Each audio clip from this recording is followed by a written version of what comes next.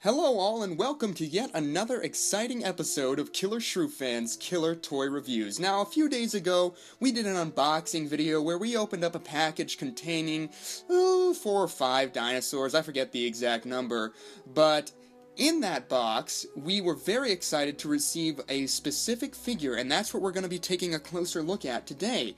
It's this guy, the 2001 Safari Limited / Carnegie Camarasaurus. And as you can see, we're having to orient him a certain way to get him to fit in frame because, wow, he is a very decent-sized figure.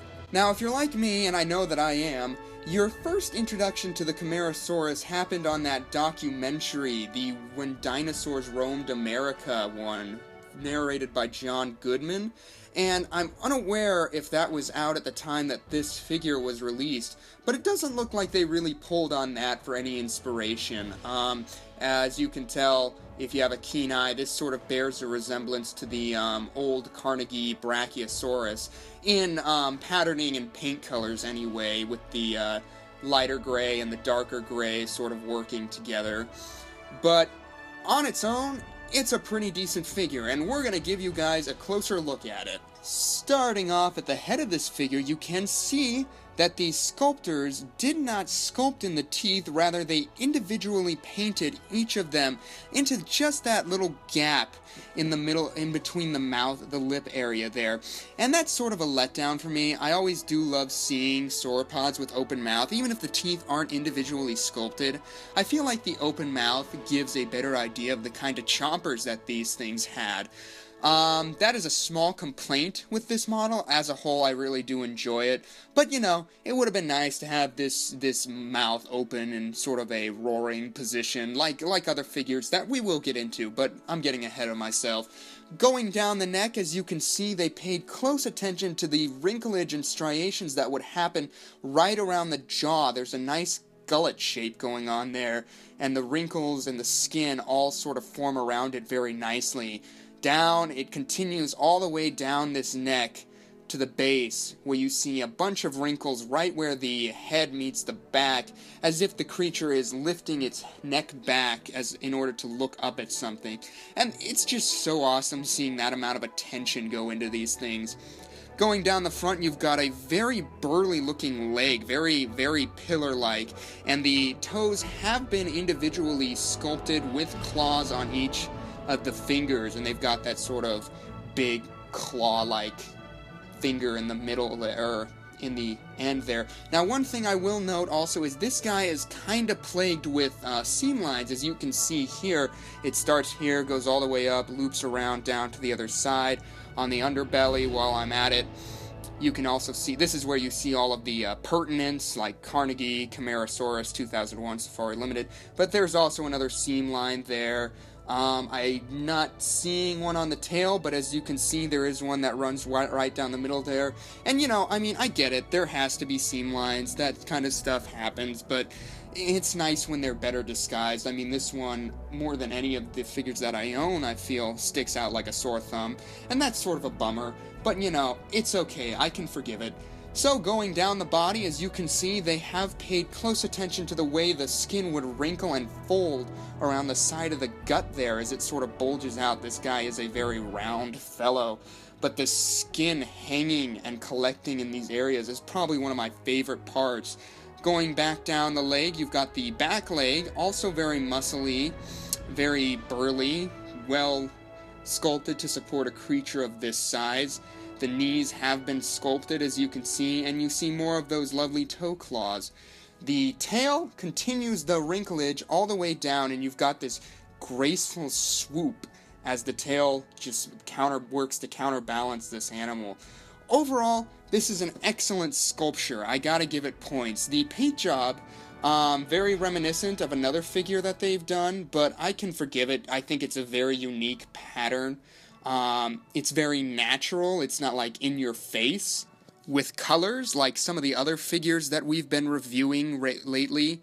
And we'll get into that also with our comparisons. But overall, this figure just has a great look to it. I give it high marks sculpturally and on the painting side of things. So, just how big is this figure? Well, let's bring in our trusty dusty ruler to find out. So from the tip of the head all the way back to the tail, oh, I gotta move him a bit, there we go. You're looking at, right around 14.5 inches, somewhere in that zone. From the top of the head to the base, you're looking at roughly 7 inches. So a very decently sized figure. Size comparison time, let's bring in the 2006 Safari Limited / Carnegie Diplodocus. Now, as you can see, this Diplodocus is much, much longer than the Camarasaurus, and rightfully so. And at the body, he's a little bigger as well. I don't think that's particularly accurate. I believe Diplodocus was shorter, but much longer. They got the length right with these two, but not the necessarily body size in this area. He needs to be a little shorter than the Camarasaurus. Next up, we have the 2012 Carnegie / Safari Limited Brachiosaurus. And as you can see, these guys don't really size up that well together. The Brachiosaurus should be much, much bigger than the Camarasaurus. But if you have the older version of the Carnegie Brachiosaurus, that one would probably size up pretty well compared to this guy. I don't have that one. I don't know how big they would look together. But one thing is, they would probably display really well together because they have very similar looks. As you can see, the Brachiosaurus here, though he does have sort of greens and natural colors, he's got a splash of orange down his back, and that's a little glaring and somewhat jarring at times. So when you try to put these two on the shelf next to each other, yeah, they kind of balance each other out, but at the same time, they don't look like they came from the same world. And finally, as in all of our other videos, we have an average, everyday banana. If you don't have either of those figures that we just looked at, go down to your kitchen, grab yourself a banana, and you can get a pretty good idea on how those scale up to each other. That concludes our look at the Carnegie / Safari Limited Camarasaurus. Overall, I think I'm going to give this figure a 6 out of 10. It scores pretty decently for me. It's nothing incredible. I mean, if you have other sauropods from Carnegie, I think those ones are a little more stand out to me. This one, it sort of just exists, you know? I mean, it's got a decent sculpture, not a bad paint job, except for these little stripes in here. Those are a little jarring. I didn't say that before.